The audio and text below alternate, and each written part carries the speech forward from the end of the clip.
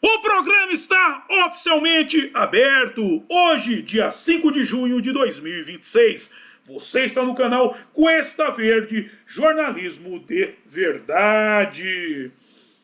Você gostaria de ter um bar? Sim, de ser o dono de um boteco? Ou para você que já é do ramo, apenas mudar de endereço?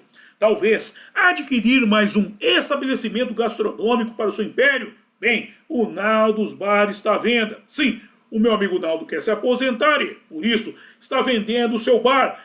Bar que fica em um ponto privilegiado, na divisa entre Santos e São Vicente, junto aos tambores. Com detalhe, por se tratar de um estabelecimento tradicional, você estará adquirindo mais do que um bar, estará adquirindo uma história.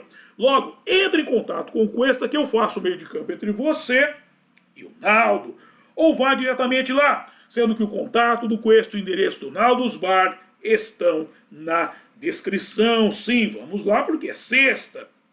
E fora isso, estamos no meio de um feriado que começou ontem e terminará no domingo. Portanto, hoje, às 0 hora, estaremos no coração dele. E nada melhor do que fazer esse coração bater abastecido com uma geladinha, sim, e sem se esquecer do caldinho de mocotó, mas não um caldinho qualquer, e sim aquele com uma réstia mágica de coentro. Dito isto, livro de oração em mãos. Quem não tiver, mãos em posição de prece e muito respeito, que respeito é bom e a divindade gosta. Página 70, oração ao Senhor. Ó Senhor, é o Cantare, fonte de todas as luzes, de todas as forças, de todas as sabedorias, de todos os amores. Dai-nos a luz, dai-nos a força, dai-nos a sabedoria, dai-nos o amor. Ó Senhor, nosso Pai, protegei a terra, planeta do amor. Protegei-nos de todos os males. Dai-nos o futuro. Ó Senhor, muito obrigado por nos dar a luz. Agradecemos de coração. E eu peço a Nosso Senhor El Cantare que, por favor, não permita que injustiça alguma ocorra durante esse programa. Muito obrigado. Ok, gente. Regressamos ao quadro MPB, música panfletária brasileira. E hoje, dando sequência a ele, a gente precisa entender o funcionamento disso. Para que ter uma música panfletária? Para se colocar dentro da mente da pessoa um grande irmão, o Big Brother. O grande irmão, ele não é externo. Ele é um conceito interno. É que nem a instrumentação que foi feita por muitos anos pela igreja, por várias religiões em geral, de pôr Deus como um grande irmão constante. Tem até aquela música do Raul Seixas, Paranoia, que ele fala, eu tenho medo de ir pro chuveiro, tomar banho com Deus vendo a gente fazer tudo que se faz dentro do banheiro e tal. Ou seja, é sempre esse conceito, essa coisa do policiamento, o autopoliciamento. E isso tem várias funções. Uma delas é criar o conceito de bando. O pessoal fica com medo, querendo fazer parte de um bando, começa a se policiar. Cria um grande irmão dentro da mente para ficar lá preso àquele bando. É que nem, por exemplo, nós temos agora aquela figura ridícula da feminista, com aquela franjinha assim, vocês já viram? Aquela coisa ridícula. Nossa senhora, meu. Quando eu vejo um trem daquele, eu saio de perto, que vem merda pelo ar. O órgão excretor dela é a boca. E, pelo amor de Deus, mano. E mais, isso daí o que é? Um policiamento que é colocado dentro da mente da figura para que ela queira estar parecida, fazer parte daquele bando. Se a franjinha cresce um pouco, a mulher tem um sirico. Quando não, eles tentam colocar isso por outras vias. Como no caso da época da pandemia, quando criou-se o conceito do álcool gel como ferramenta de combate ao vírus chinês. Por quê? Porque o álcool gel já era utilizado, ele sempre foi utilizado, mas de repente ele se tornou uma ferramenta. Por quê? Porque você vai pondo essa coisa na mente da pessoa. Eu vou dar um exemplo. Na época da pandemia, estava em casa, não tinha o que fazer, trocava de canal, pus no canal aí de um apresentador, não vou falar quem que é, um cidadão imbecil, e Eu vi que cada 5 minutos ele ia lá, ele tinha atrás dele uma mesa, e em cima da mesa tinha um tubo de álcool gel. Ia lá, apertava o negócio.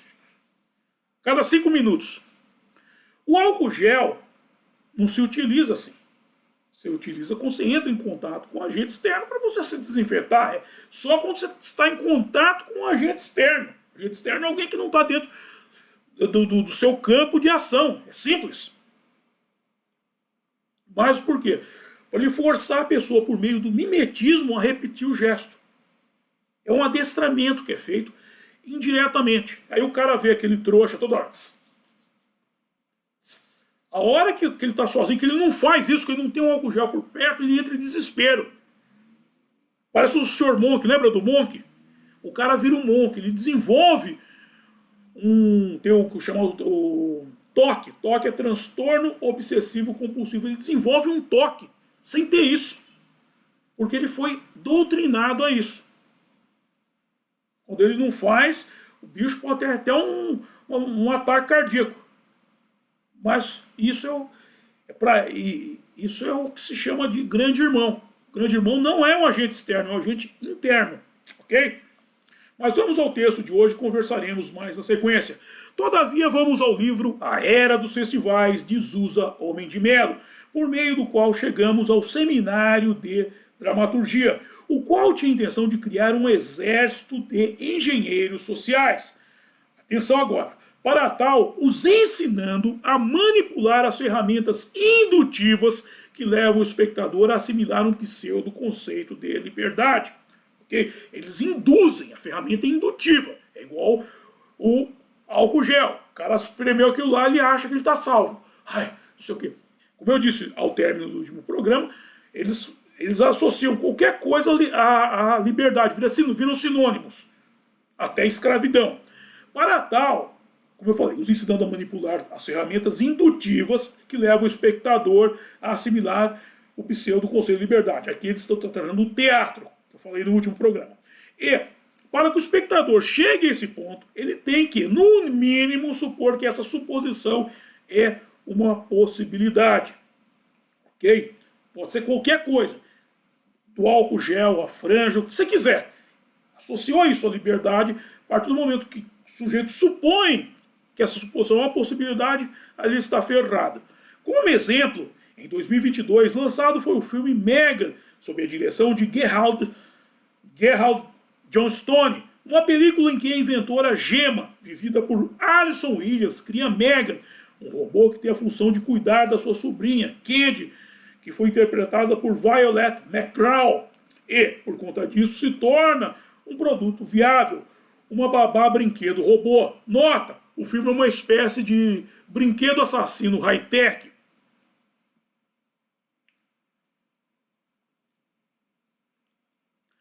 Voltando, mas o que se torna sensível nesse filme é o texto que, dentro da trama, a senhorita Gemma criou com o fim de colocar esse produto no mercado, no qual consta aqui. Estudos indicam que impressionantes 78% do tempo de um pai ou de uma mãe são gastos repetindo as mesmas instruções básicas. Então, encontramos alguém para dar conta do recado. A Megan, que é um excelente ouvinte, sendo que ela tem até algumas histórias próprias para contar. E nunca ficará sem meios para manter seu filho ocupado e nunca perderá a paciência. Agora vou parar brevemente para concordar com os mais atentos. Sim, praticamente é o mesmo texto do Exterminador do Futuro 2. Lembra da cena do deserto lá, que a Sarah Connor olha pro filho dela lá, interagindo com o Exterminador, e ele fala, ele nunca perderá a paciência com ele, nunca baterá nele. É o mesmo texto. Voltando, você vê que eles vão repetindo, isso entra no inconsciente. Isso entra no inconsciente. Daqui a pouco a pessoa está repetindo isso sem ter noção disso. Aí não precisa nem... E aí quando ela não repete, o Big Brother entra e a deixa aflita. Ela tem que falar. Ela não consegue ficar sem falar.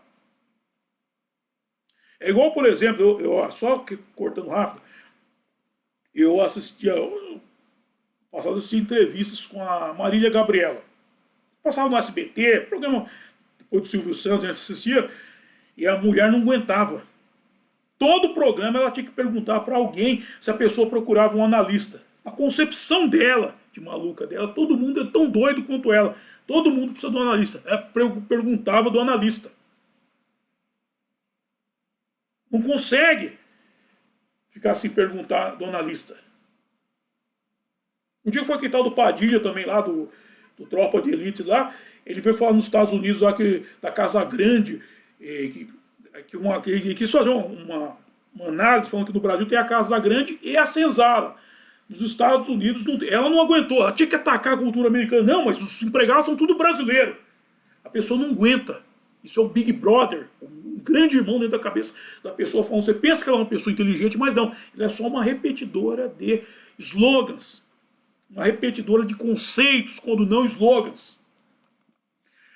Voltando. Com a Mega por perto, atenção agora, esse é para mim o ponto crucial deste texto publicitário. Voltando, com a Mega por perto, ela cuidará das pequenas coisas, para que você possa passar mais tempo fazendo o que realmente importa. Sem cuidar dos filhos é uma pequena coisa. Ou seja, para um pai existe algo mais, dentro desse conceito aqui, existe algo mais importante do que os filhos. O filho é só uma pequena coisa, ou seja, um ser que é a imagem e semelhança dele, que ele tem que criar, que vai levar a família dele para frente, vai defendê-lo na velhice. O filho é uma pequena coisa. Com Mega por perto, ela cuidará das pequenas coisas para que você possa passar mais tempo fazendo o que realmente importa. Só faltou amaldiçoar o republicano que não votou a favor de uma lei que legalizasse o aborto. De volta ao texto do seminário, exemplo, o personagem dramático por excelência, livre por excelência, que, além do poder de manifestar livremente sua vontade, detém em si mesmo todos os poderes. O poder judiciário, por exemplo. No caso aqui, é o homem se valendo dos seus limites morais para tomar as suas decisões. Voltando sempre, as decisões não são deles. Ele é só um repetidor de slogan. Ele só é um repetidor de conceito. Só que isso é colocado como moral. A moral dele é a moral do grupo que ele segue, que é sinônimo de liberdade. Eu sigo esse grupo porque eu sou livre. Tinha um cigarro antigamente que chamava Free, não sei se vocês lembram. Outro exemplo, o príncipe medieval desejando matar alguém. O príncipe medieval desejando matar alguém. Aqui eu vou introduzir e para corrigir o texto. E que não tem que temer nenhuma pena que poderia existir fora dele. O príncipe medieval desejando matar alguém e que não tem que temer nenhuma pena que poderia existir fora dele, pois ele é um homem que detém em si todo o poder, decide nos três poderes, já que este personagem não só é livre, porém também não encontra fora de si nenhum obstáculo que não seja o obstáculo ético, pois o único poder que não detém é o da liberdade ética. A moral que não depende dos homens. Depende de quem? De Deus. Trataremos disso depois. Contudo, aqui está a típica canalice esquerdista. Sim, aqui está a típica canalice esquerdista. Porque quando o autor do texto fala da liberdade ética, ele estabelece, com base em nada, que o cara é um facínora. Mas o que é que, na cabeça desse cidadão, o qualificaria como tal? Simples, o fato de que ele é um príncipe. Mas não é um príncipe qualquer, é um príncipe medieval. Um príncipe da era pré-iluminismo. Ou seja, é um príncipe que crê em Deus, que recebeu a sua autoridade diretamente de Deus. Repito, que crê que recebeu a sua autoridade diretamente de Deus. E por isso ele acha que pode matar qualquer um sem uma razão aparente. Sendo que essa razão está perdida na névoa da incógnita. Perdida por quê? Porque ele não esclareceu. Ou seja, ele passa a informação pela metade e deixa que a lacuna seja preenchida pela qualificação, que na cabeça deste infeliz desqualifica o cidadão. Entenderam? Ele passa metade da informação. Metade da informação é rasurada. Ninguém pode ler. Rasurado. A outra informação, ele acrescenta alguns adjetivos. Ele acrescenta um adjetivo. E ele deixa que esse adjetivo ocupe o lugar da rasura. Ou seja, o príncipe quer matar alguém. Ele não explicou se esse cara é um assassino, o que esse cara fez. Contudo, ele coloca um príncipe medieval. O medieval ocupa o lugar da rasura e se torna o motivo dele matar o cara só porque ele é um medieval. Ele acredita que Deus deu esse poder para ele. Que ele é um representante de Deus, ou seja, ele é um ser supremo, e o outro é um pobre, coitado, infeliz, que é vítima de um capricho dele, quer matá-lo por capricho. Igual esse pessoal que manda os outros calarem a boca para defender a democracia. O cara manda o outro calar a boca para defender a democracia, porque ele é o defensor da democracia. Você cala a boca porque eu vou defender a democracia agora. É a mesma coisa. Ele não fala, ele não entra no mérito. Primeiro, ele tem autoridade para defender. Primeiro, o que é democracia? Segundo, quem deu essa autoridade para ele? E terceiro, do que é que o outro está falando?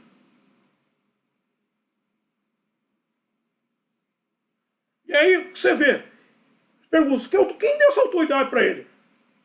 Quem deu autoridade para ele mandar o outro calar a boca? E se eu não quiser calar a boca, e daí? Você vai usar o elemento repressor do Estado contra mim? É evidente. Evidente. Você é contra a democracia. Você exercer democracia é ser contra a democracia. Nós estamos perdidos, hein, gente? De volta ao texto do seminário, na medida em que a sociedade evoluía, ela ia incorporando costumes, hábitos, tradições, leis e nuances de leis. Quando ele diz nuance de lei, ouça, convenções sociais, como se fosse sedimento. Por exemplo, a sociedade do século XV tinha mais do que a do século X, esta mais do que a do século V, etc. Atenção agora, porque ele volta para a já manjada canalice esquerdista ao dizer que acrescentava tantas filigramas de lei que, com o desenvolvimento da civilização, haveria de chegar um momento em que um personagem de teatro seria impraticável, porque não haveria mais liberdade do personagem, pois estaria preso a todos esses hábitos, costumes, etc. Como é público e notório, quem gosta de engessar a sociedade é a esquerda. Não tem coisa mais esquerdista do que regulamentação, pois eles partem do princípio que a manutenção do poder se faz através da regulamentação de tudo. Sim, eles criam regra para qualquer coisa, dado que a ideia é que, por meio das leis, se criará a sensação de um Big Brother, um grande irmão, que está de olho no cidadão, a fim de que o cidadão não dê um peido sem a chancela do Estado. Sim, o cidadão, eles criam tanta lei que o cara fica desesperado. Então ele tem que ficar se policiando o dia inteiro, não precisa de fator externo. O grande irmão está dentro da mente dele. Então, na hora que ele for peidar, cara, ele fala, pelo amor de Deus, cara, será que eu estou infringindo alguma lei? Vou prender o peido para não infringir lei nenhuma. É isso que eles fazem. É isso que eles fazem. É isso que eles praticam na música panfletária brasileira. É aquela música que você fica cantando todo dia. Não vou cantar aqui, mas esse monte de música. Músicas que entraram no cancioneiro popular. Eles cantam direto. São as músicas dos festivais. Pegue as músicas dos festivais aí. Eu não vou nem citar aqui, mas vou deixar o exercício para você, meu acólito. Pegue as músicas dos festivais. Do primeiro ao último. Você vai ver. Os caras que venceram os festivais, Só teve um festival que destoou um pouquinho, mas isso aí o pessoal nem lembra da música. São todas músicas panfletárias. O sujeito vai cantando e aos poucos vai assimilando esse conceito. Daqui a pouco, ai meu Deus, ai meu Deus. Será que eu estou sendo opressor? Será que eu estou sendo opressor? É, bicho. Por isso, gente, a gente tem que entender como se transformaram em MPB, como um festival que era para ser de música brasileira, passou para um festival de panfletagem, música panfletária brasileira, uma panfletagem que começou no teatro e se espalhou. E, por exemplo, você viu esse filme Megan que eu citei. É um filme norte-americano, de Hollywood. Isso vem da onde? De fora, mano. Escola de Frankfurt. Adorno. Sim, esses caras criaram todo esse conceito e trouxeram, espalharam pelo mundo.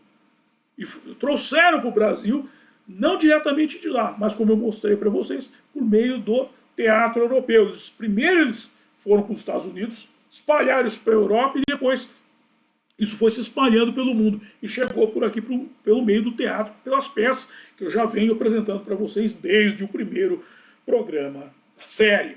Ok? Por aqui eu encerro o programa de hoje. Vamos para a hora de passar o chapéu, que é a hora que eu mais gosto. E a hora que vocês mais gostam também, que é a hora em que eu ganho uma graninha.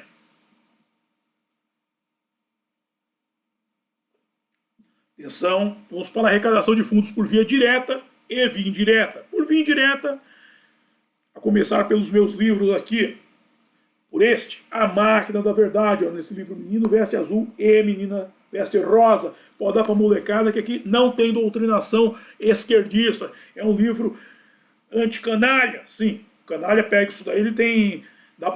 sai bolha na mão dele. O canalha tem... aversão. Tem aversão a coisa. Sabe quando joga água benta no vampiro? Tem alergia, tem aversão porque tem alergia. Dá alergia no canalha. Então ele não põe a mão, pode dar pra criançada, o canalha não chega nem perto disso daí. Aí vamos para o outro livro, o romance A Saga de Kid Winchester, para os adultos, e o link do curso Fundamentos do Exorcismo. Aí vamos para a arrecadação de fundos por via direta, ao apoio do meu blog O Mochileiro Místico, o Pix, ou seja, mandar sua contribuição, e o PayPal para os acólitos do estrangeiro. Aí tem o link de Com Letras de Mateus, o meu álbum de rock em parceria com o meu amigo Renato Pop, e o contato do Cuesta, para você mandar suas dúvidas, sugestões de pauta e coisa e tal. Ah, e atenção, mês que vem, julho, nós estamos programando uma viagem para Paranapiacaba, hein? Se você estiver interessado em ir com a gente, eu estou vendendo carneiro, não, brincadeira, não vai ter carneiro, não. Cada um paga a sua passagem, paga a sua cerveja, mas nós vamos em grupo para lá, vamos em bando, vamos a turma do Cuesta, nós vamos para lá. Então nós estamos planejando, não tem uma data ainda, mas se você tiver interesse, será no final de semana. Se você tiver interesse, entre em contato, tem o contato do Cuesta, tem o grupo do Getter, entra em contato pelo Getter ou pelo WhatsApp, também o grupo do Cuesta no WhatsApp. Entra em contato, que eu vou aos poucos, nós vamos estabelecer uma data e nós vamos marcar. Mas provavelmente vai ser num sábado e nós saímos cedo. Nós vamos estar no trem, nós vamos de trem para lá, nós vamos pegar o trem umas 7 horas da manhã, umas 8. Nós vamos definir isso ainda. E vamos passar um dia muito gostoso em Paranapiacaba, bebendo muita cerveja, comendo torresmo e tomando a tradicional cachaça de Cambuci. Ok, gente? Então, se você tiver interesse, entre em contato, vamos organizando, chama a sua turma aí. Só não chama petista. Não chama petista. Petista não vai... Eles não vão gostar muito de estar com a gente. Eles estão fazendo bullying com nós. Estão fazendo bullying só porque nós somos burros. Fazer o quê? Aí na sequência tem o endereço do Naldos Bar, ponto de encontro dos acólitos. Sei lá, hoje, na hora zero, tomar uma deliciosa geladinha. Uma deliciosa geladinha, de preferência comer um caldinho de mocotó com aquela réstia mágica de coentro por cima. ok? Amanhã tem feijoada. E, atenção, próximo evento, atenção Denilson, todos os carros, próximo evento, Os Segredos do Mundo Espiritual por Ryunosuke Akutagawa, as várias saídas de Shambhala, no sábado, dia 6 de junho de 2026, às 6 horas da tarde, às 18 horas. No sábado, dia 6 de junho de 2026, às 18 horas, Os Segredos do Mundo Espiritual por Ryunosuke Akutagawa, as várias saídas de Shambhala. Dito isso, quero agradecer a todos vocês que me acompanharam e até a próxima. Bye!